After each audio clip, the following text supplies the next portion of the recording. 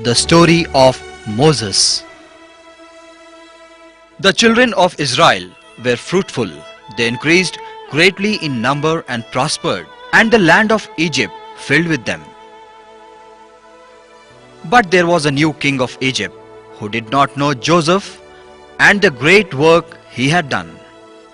This new Pharaoh, realizing that the Israelites were growing more and more in numbers and also being mightier than Egyptians, may join the enemies and fight against Egypt. Therefore, the Egyptians set taskmasters over the children of Israel and forced them to work for them. They built for Pharaoh the treasure cities of Pithom and Ramesses. But the more the Egyptians oppressed them, the more the Israelites grew in strength. So one day, the king of Egypt ordered the Hebrew midwives to kill the male child of every Hebrew woman and to only let the daughters live.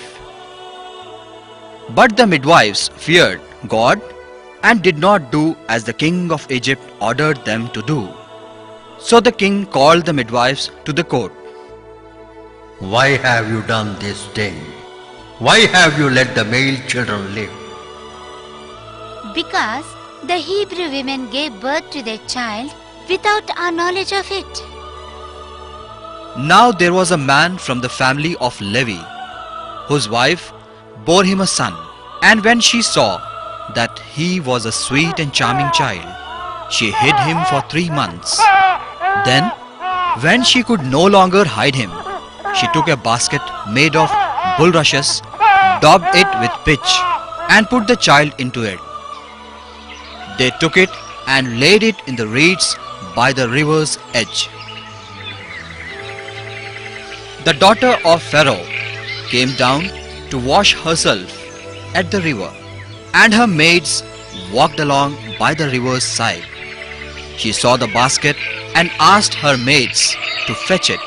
When she opened the basket, she saw the child, and he was crying. She took pity on the child and ordered to find a nurse for the child. The child grew, and his mother brought him to Pharaoh's daughter, and he became her son. And she called him Moses, because he was drawn out of water. When Moses was grown up, one day he went out among his kinsmen and watched them labor. He saw an Egyptian striking a Hebrew. He was quite unhappy seeing that. He saw that there was no one nearby and killed the Egyptian and hid him in the sand. When Pharaoh heard of this, he tried to kill Moses. But Moses escaped from Pharaoh and went to live in the land of Midian. There one day, beside a well, the priest of Midian had 7 daughters who came near the well to fill their troughs with water.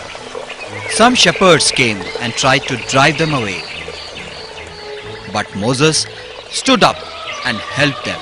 When they reached home early and informed their father about what happened, their father, the priest, was very pleased. He gave his elder daughter Zipporah to be Moses' wife. Since then Moses was very happy to live with the priest and his wife. Moses was keeping the flock of his father-in-law.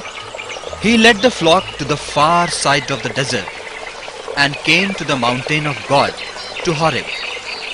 There the angel of the Lord appeared to him in a flame of fire out of the middle of a tree. Moses looked and saw that the tree burnt with fire, but it was not destroyed. I will stop here and see this great sight and discover why the tree is not burnt. Moses, Moses, do not come near. Take your shoes off your feet, for the place on which you are standing is holy ground. I am the God of your father, the God of Abraham, the God of Isaac, and the God of Jacob. I have seen the misery of my people who are in Egypt, and I heard their cries because of their taskmasters. So I have come down to deliver them out the land of the Egyptians, and to bring them out of that land into a land good and large, into a land flowing with milk and honey. Come now, therefore, I will send you to Pharaoh, so that you may lead forth my people, the children of Israel, out of Egypt. Jehovah is my name forever, and by this I will be remembered to all generations. You shall tell them this: the rod that you have in your hand, cast it on the ground, and it will become a serpent.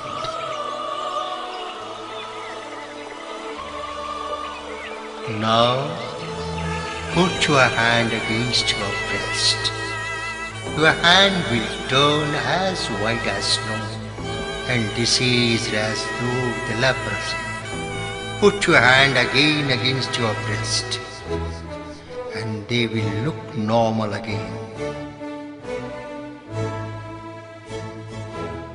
And if they still do not believe you, then you shall take water from the river and pour it upon the dry land.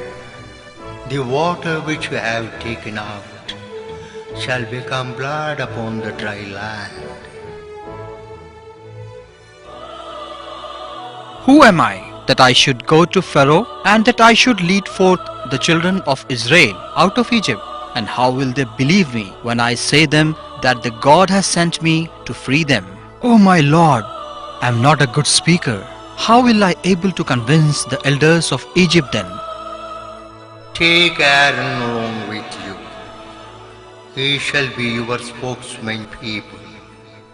He shall take the place of a mount for you, and you shall take the place of God for him.